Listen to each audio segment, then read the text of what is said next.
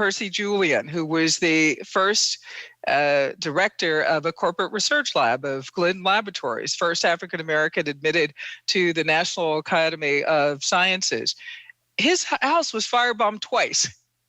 It is violence. I want to be very clear about that. What was W.B. Du Bois doing at this time? So let's take an example from the early period here. Let's say in the 1906 Atlanta riot.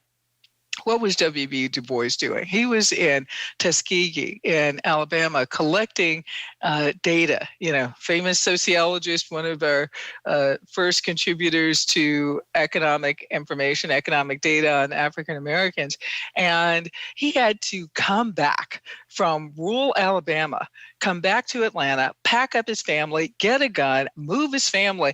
All of his research stopped. All of it just stopped all of a sudden. So I think that segregation had something to do with it. Absolutely. That's why I keep segregation laws in. But it's also violent because they have a differential effect.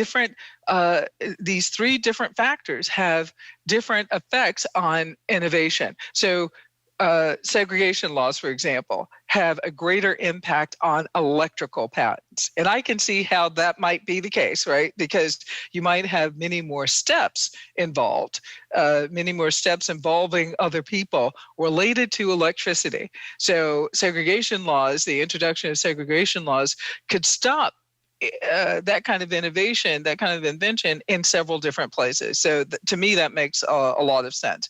Lynchings would have a greater impact on, let's say, mechanical ones where you might need to go to work on a railroad, or that's where you typically work.